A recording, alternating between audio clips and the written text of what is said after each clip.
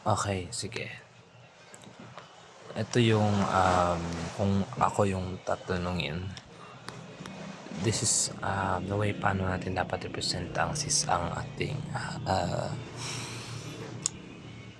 conference paper. Siyempre, start with introduction, your name, yung purpose. Yun ang main dapat na una. Like, greetings muna. Then after greetings, I am blah blah blah. And we are the group of blah blah blah. Then, i-present na natin is yung ating system or yung ating research title. So, sasabihin talaga natin, so in our system, no, the purpose of why we created this system or this proposal is that we want to create another or a new interactive way of learning of cybersecurity awareness, because in our generation ngayon, di ba? Sa generation natin ngayon, let's accept the fact that or the truth that majority of us is naboboard na talaga sa isang plain text or isang plain document lang. Di na tayo mahilig masyadong magbasa. Most of us now, most likely, mas gusto yung mga interactive way ng pag-learn, yung parang may pakunting tricks, pakunting trails, ganon. Hindi yung parang nasa plain text lang, kasi majority of our generations today is madali tayong maboard. Kung document or plain text lang, dapat may konting trails din para maengganyo din yung mga generations natin ngayon in learning, especially about cybersecurity. Okay, let's proceed. So, abstract. This study represents CyberAware, a gamified learning platform designed to improve cybersecurity awareness among Filipino college students. Although young adults are among the most active internet users in the Philippines, many still engage in unsafe online practices, so making them vulnerable to phishing, weak passwords, and data breaches. So, unsafe online practices. Let's all accept the fact that sa generation natin ngayon, mahihilig talaga tayong pumasok sa mga unknown links or unknown websites na maaaring mag-contain ng mga viruses, or pwede siyang gawing or mga type of websites or link na medyo delikado para sa mga users na gaya natin. But majority of us is nag-engage talaga sa bagantong klaseng mga unknown web without knowing na meron na tong kinukos something sa background. So, making them vulnerable to phishing. What is phishing? Yung mga scams. Kagaya ng mga natatanggap natin sa messages, yung good morning, hello, nanalo ka ng raffle, nanalo ka ng million kay Kuya Will, that is phishing. Weak passwords also. And data breaches.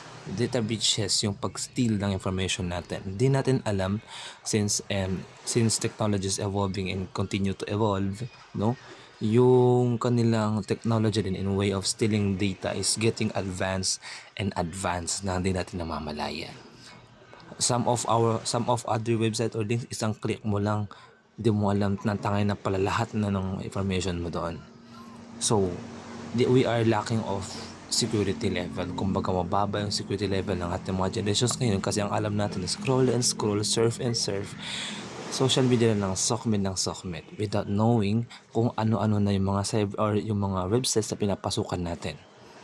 So, CyberAware integrates interactive features such as quizzes, badges, scenario-based tasks, and progress tracking to enhance engagement and retention of cybersecurity concepts. So, that's why we created this application, because alam natin sa generation natin ngayon, gustong-gusto talaga natin yung may mga pa-thrill na mga interactive way of learning. Hindi na tayo masyado nag-enjoy sa mga traditional teaching way. Alam natin yung traditional teaching way, di ba? Yung mga nagbabasa na sa mga plain text o nagbabasa na lang sa mga document or mga files.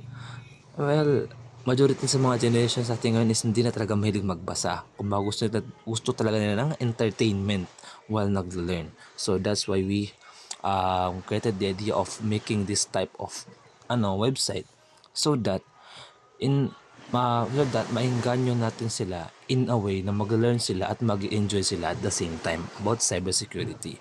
Because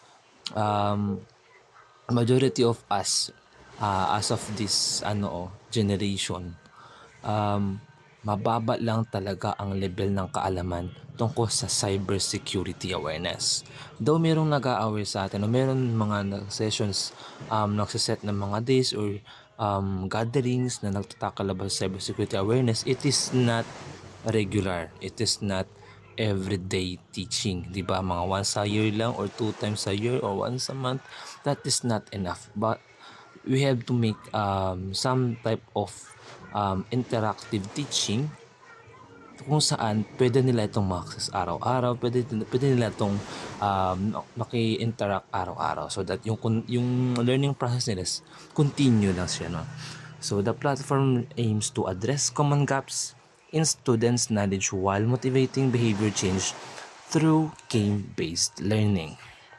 Kaya nga, while naglalaro sila, we are giving them entertainment. So the more they are entertained, the more they will be interested in learning cybersecurity awareness in a fun way.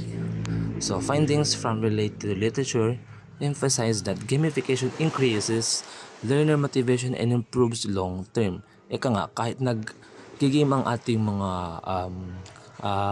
mga people, should we say, sa ating website, sa gamified web na ginawa natin, no? Na-improve din yung kanilang kaalaman. Like when something happens, kaya nga the gaming web na we are planning to do, gagawin pa lang natin if ever nagawa na natin, no?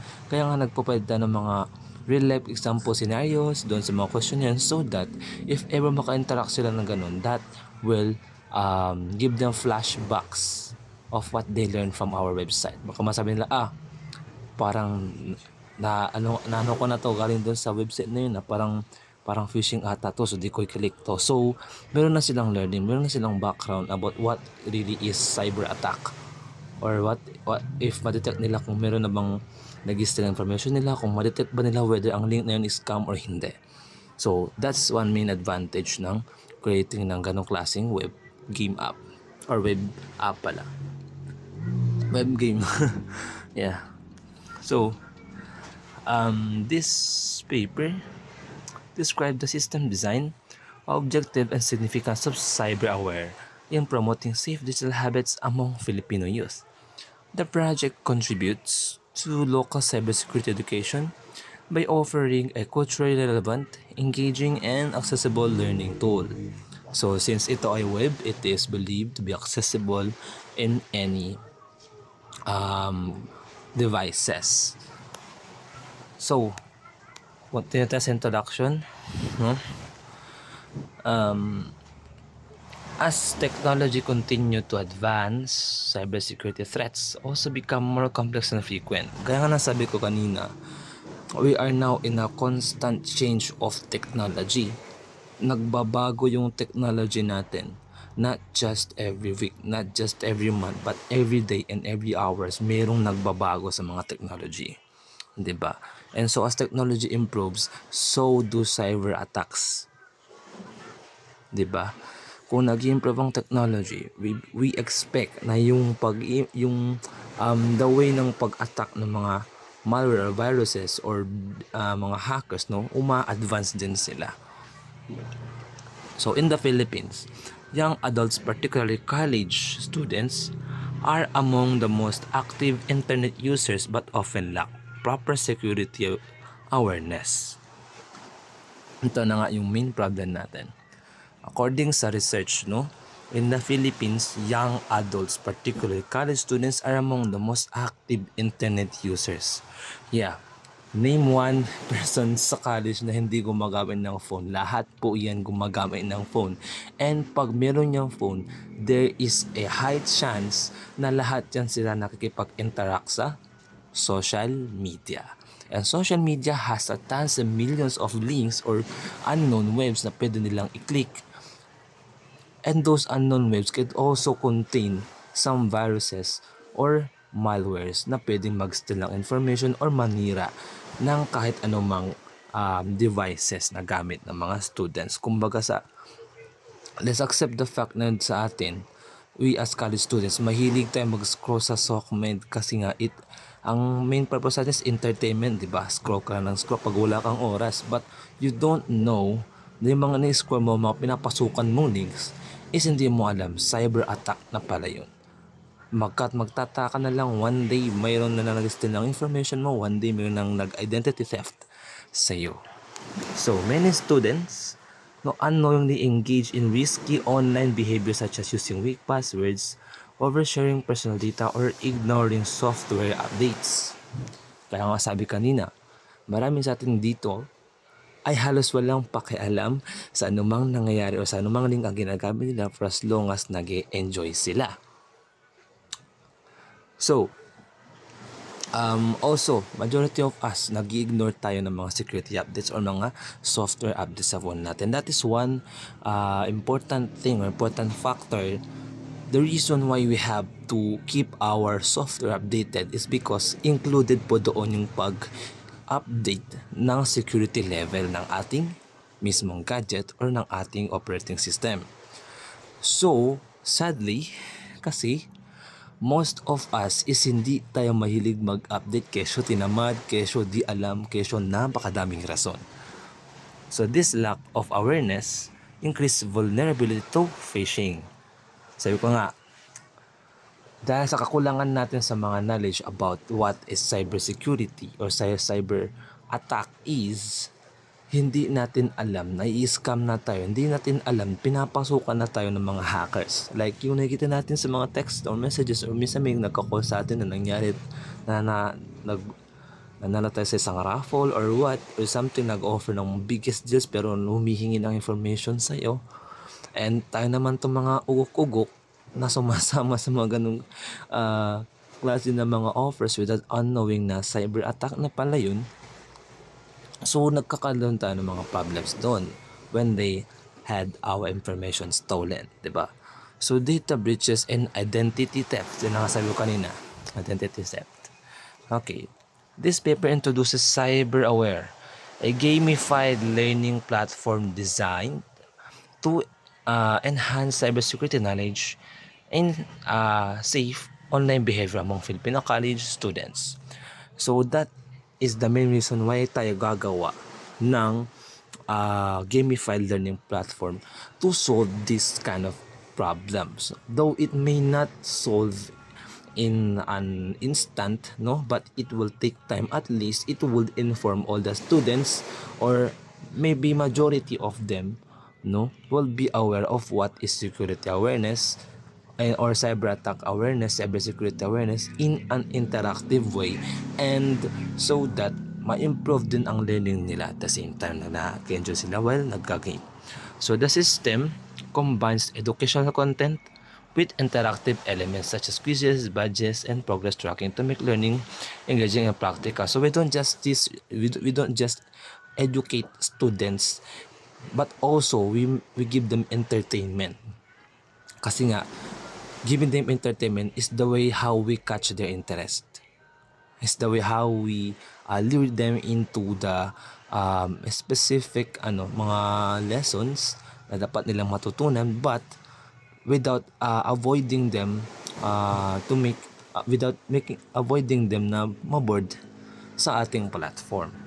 That's why gamified ang ginawa nating system. So the research focuses understanding the effectiveness of gamification and improving user motivation, retention, and behavioral changes in cybersecurity awareness programs. So in using this web, we expect that if students engage in this type of platform, by the end of the game or by the end of the day, or within the journey ng student din dito sa ating platform, at least meron siyang nalaman o meron siyang natutunan regarding with cybersecurity awareness. And that is the main purpose why we created this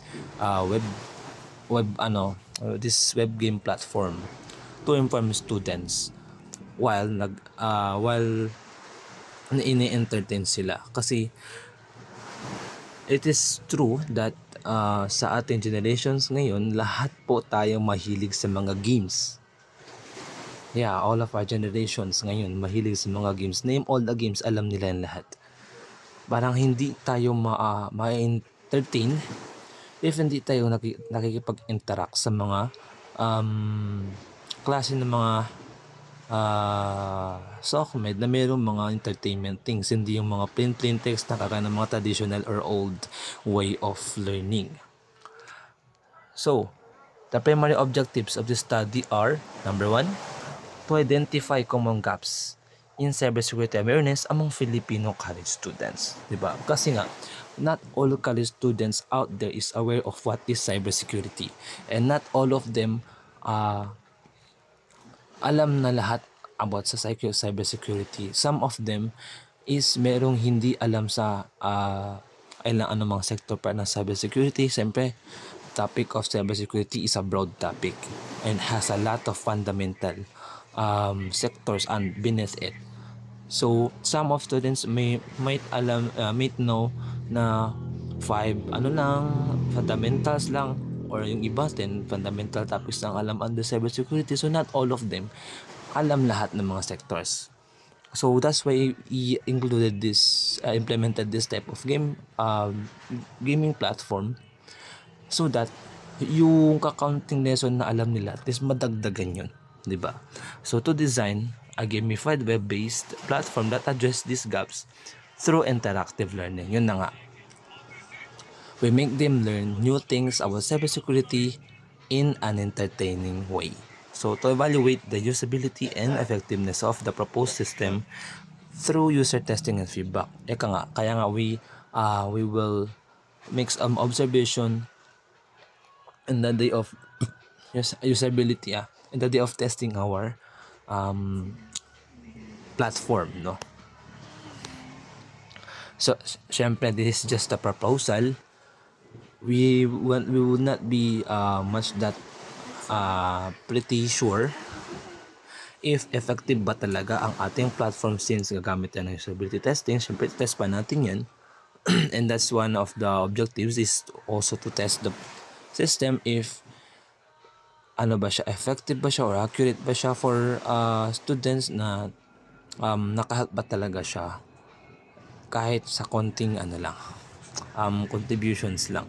By promoting cybersecurity awareness through gamification, this research aims to contribute safer digital habits among the youth, aligning with national efforts toward a secure and digitally literate society. Okay. So ito na. RRL, babasahin na lang to kasi mga studies lang naman to na connected sa ating topic. Pero may napansin ako dito kasi wala masyadong citation ang RRL natin. Wala masyadong citation. Like ganito. Dapat may ganito. May citation dapat to. And next naman yung methodology. Pero hindi ko yun mahanap dito. Wala ata. Naka-attach dito yung methodology. Wala ata. Sige, i-upload ko lang yung methodology.